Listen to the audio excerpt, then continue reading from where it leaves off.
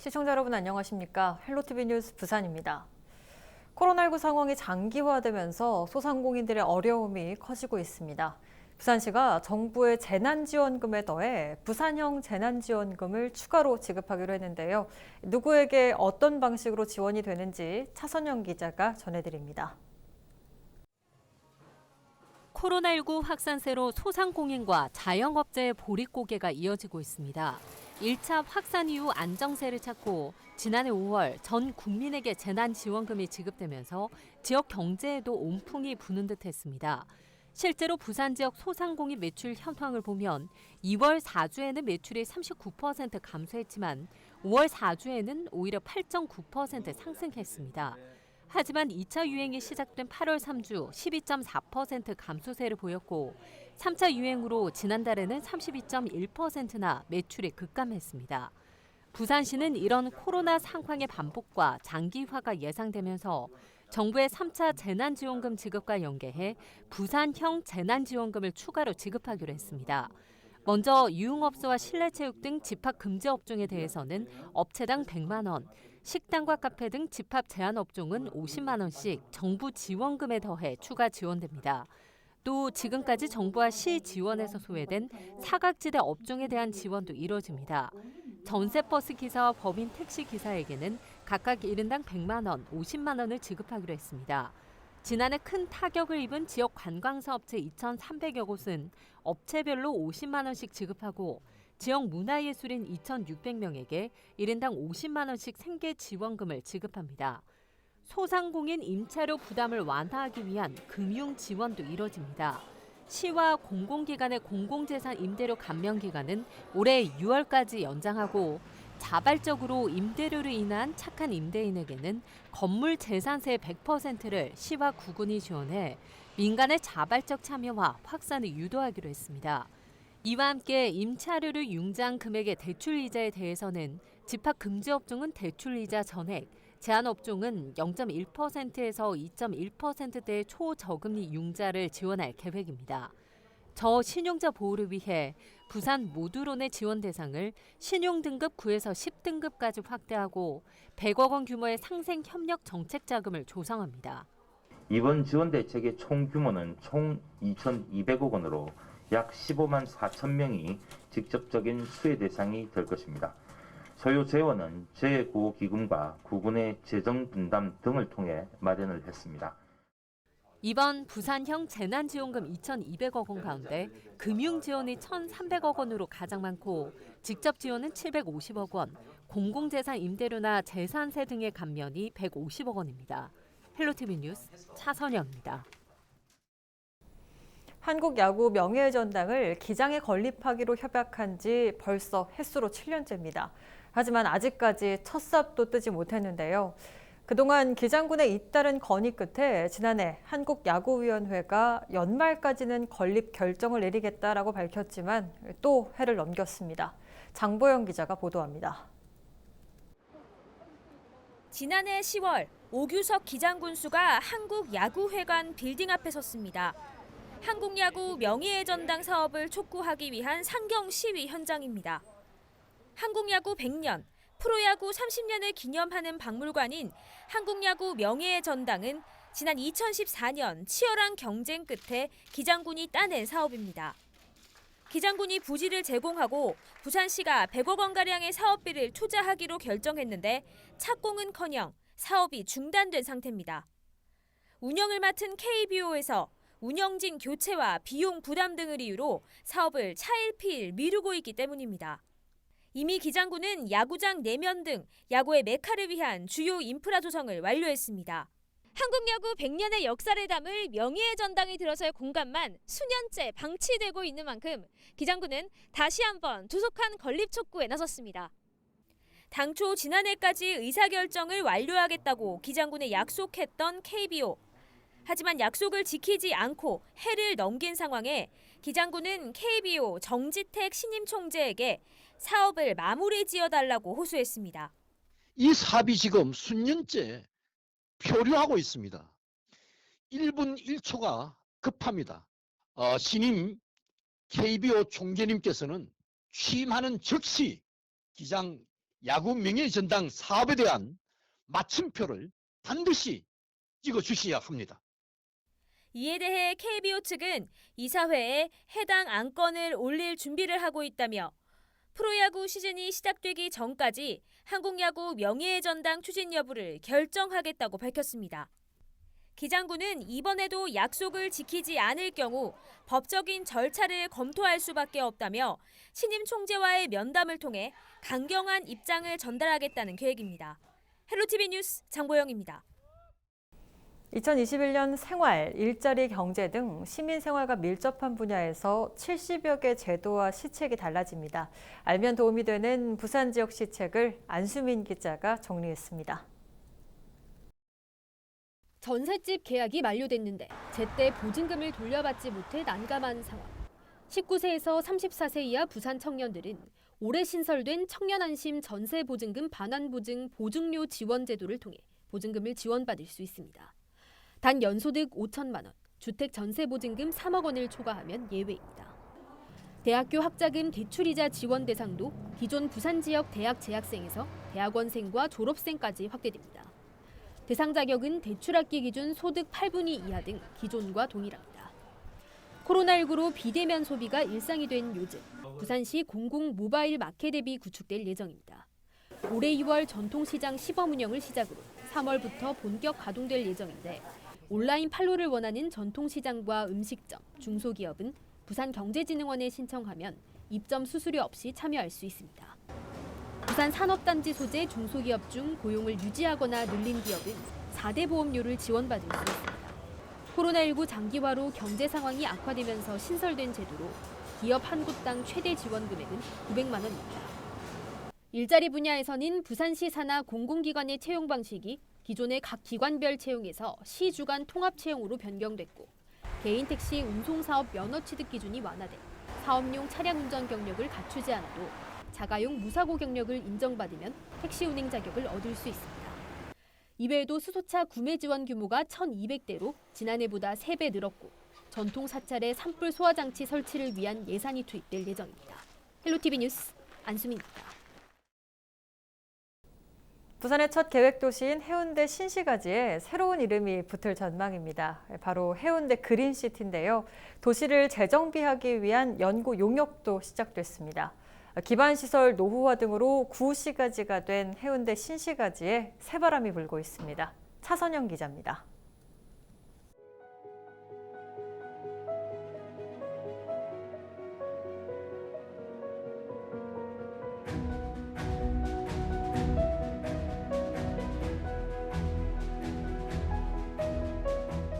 해운대의 진산, 허파이기도 한 장산이 품고 있는 해운대 신시가지 일대입니다.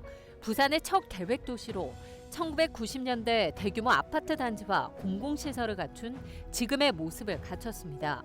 2002년에는 도시철도 장산역이 개통됐고 최근 대천 산림문화공원을 비롯해 크고 작은 공원이 조성되는 등 쾌적한 환경에 살기 좋은 도시로 자리 잡았습니다. 하지만 세월이 흐르면서 온수관 등 기반 시설이 노후화됐고 또 20년이 넘은 아파트도 3만여 가구에 달합니다. 이 때문에 도시 재정비를 요구하는 목소리가 나오고 있는 가운데 구시가지가 된 해운대 신시가지의 미래 계획을 세우는 걸음이 시작됐습니다. 해운대구는 전국을 대상으로 새 도시 브랜드를 공모했고 해운대 그린시티가 최우수 공모작으로 선정됐습니다. 지속 가능한 친환경 스마트 도시로 나아가기 위한 첫 단추를 깬 겁니다. 도시에 산다는 것이 더욱더 자부심도 가지지만은 우리나라가 알고 세계가 아는 신도시로 일어나기 위해서는 명칭도 중요하고 더 발전시킬 수 있는 계획이 되어야 되다 생각이 들고 이와 함께 낡은 기반 시설을 재정비하고 공동주택의 리모델링 방안 마련, 스마트시티 조성을 위한 계획 수립 등 도시 성장을 위한 종합적인 연구 용역이 올 연말까지 진행됩니다. 연구 용역 범위는 해운대 신시가지를 비롯해 해운대 제척지와 청사포, 송정 지역 등 주변 지역이 포함됩니다. 해운대 그린시티의 어떤 새로운 미래를 지역 주민과 함께 그려나가야겠다는 의지를 가지고 있습니다. 해운대 그린시티의 자족 기능을 확보하고 지속 가능한 도시 성장 방안을 마련할 계획으로 있습니다. 해운대 신시가지 내에 위치한 신해운대 역사입니다. 해운대와 청량리를 잇는 EMU 260 이 고속열차가 내년 개통을 앞두고 있는 만큼 당장은 신해운대 역사를 중심으로 한 개발부터 해운대 신시가지의 새로운 그림이 그려질 것으로 보입니다. 헬로티비 뉴스 차선영입니다.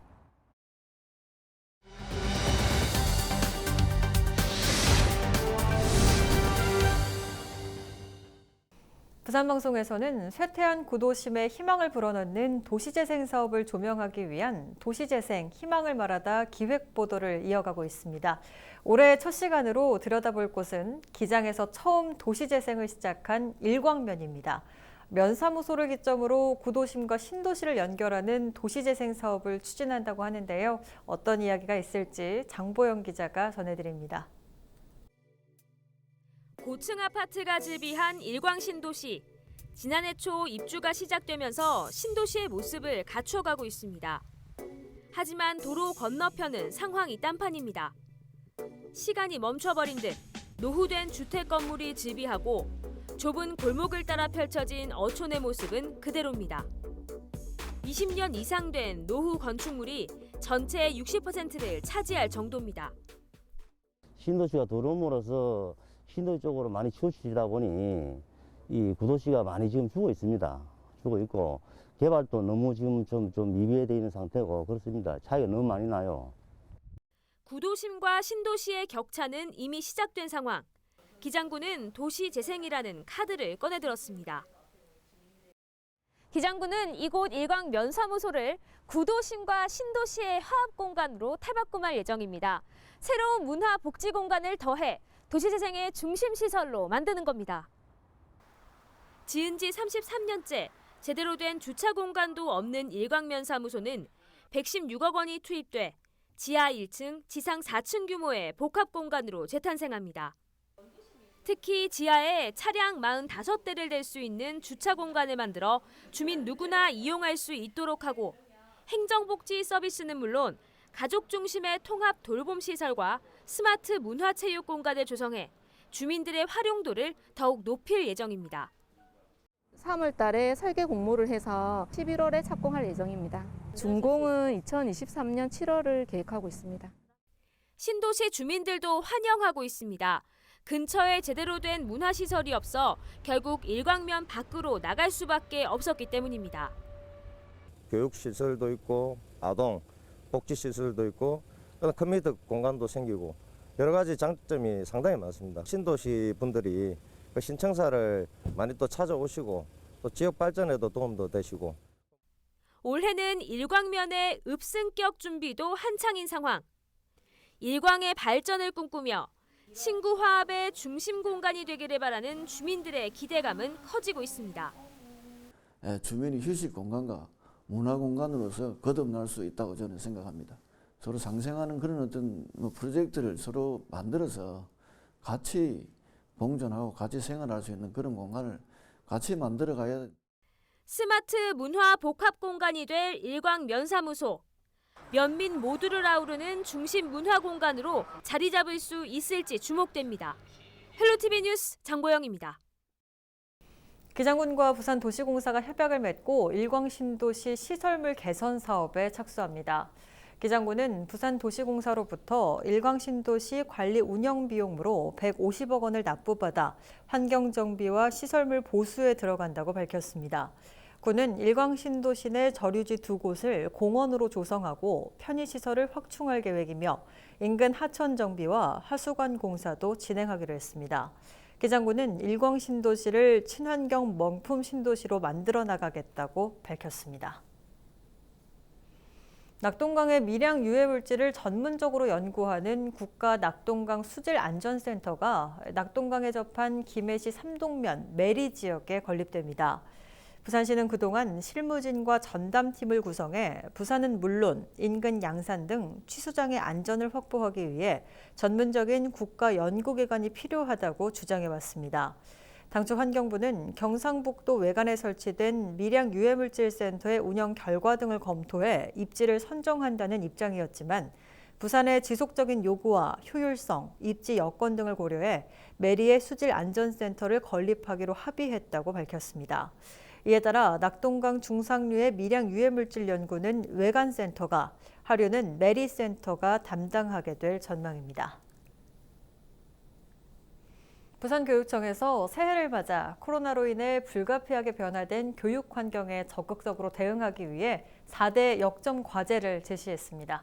차선영 기자가 취재했습니다. 지난해 4월 사상 초유의 온라인 개학이 이루어졌습니다. 학생들과 교사들은 낯선 원격 수업 환경에 적응해야 했고 대다수 학교에선 EBS 학습 자료 등을 활용한 일방적 온라인 수업이 진행됐습니다. 6개월 후 부산 지역 중학교 90%, 고등학교 80%, 초등학교 40% 정도가 실시간 쌍방향 수업으로 전환되는 등 학습 환경이 급격하게 변했습니다. 2021년 새해를 맞아 부산교육청은 코로나로 인해 불가피하게 변화된 교육 환경에 적극적으로 대응하기로 하고 4대 역점 과제를 제시했습니다. 먼저 미래를 준비하는 창의 융합교육에 주력할 계획인데 특히 눈에 띄는 부분은 블렌디드 러닝 학습 환경 구축입니다. 온 오프라인 혼합 수업이 가능하도록 모든 초중고 특수학교에 교육 시스템을 구축하겠다는 겁니다.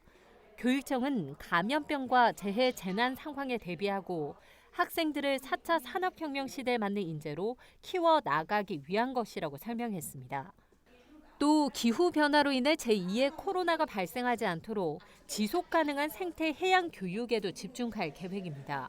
이를 위해 기장 항리기후변화교육센터는 통합적인 기후변화 교육 공간으로 활용되고 옛 반여초등학교에는 친환경체험장인 국가환경체험교육관이 건립됩니다.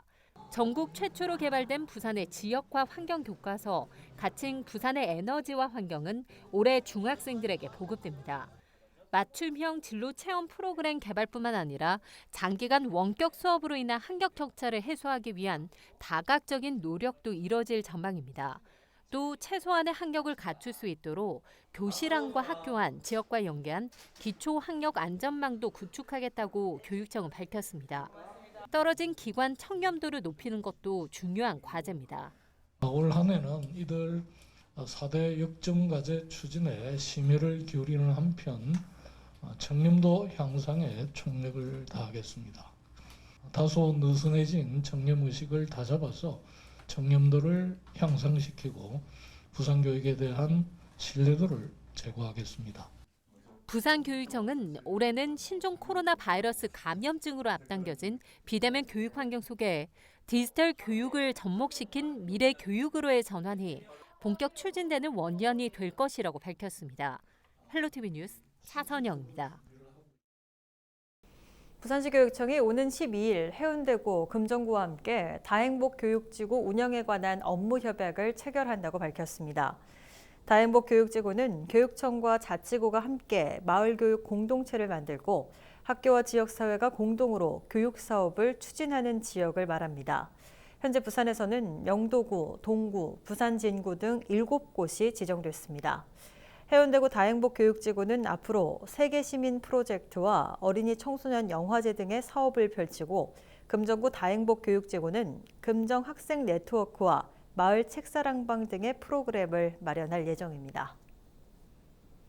부산시가 정부가 추진하는 상생형 지역 일자리 공모 사업에 부산형 일자리 모델을 신청했습니다. 상생형 지역 일자리 사업은 노사민정이 상생협약을 거쳐 일자리를 창출하면 정부와 지방자치단체가 행정, 재정 지원을 하는 사업입니다. 부산시가 신청한 모델은 차세대 전기차용 동력 전달 장치 생산업체와 협력사들이 미래차 부품단지를 조성하고 2031년까지 전기차 구동 유닛 500만 대를 생산하는 사업입니다. 시는 이를 통해 4,300명의 고용을 창출한다는 계획입니다. 최종 사업 선정 여부는 이달 중 민간합동지원단 현장실사와 산업부 상생형 지역 일자리 심의위원회의 최종 의결을 거쳐 결정됩니다.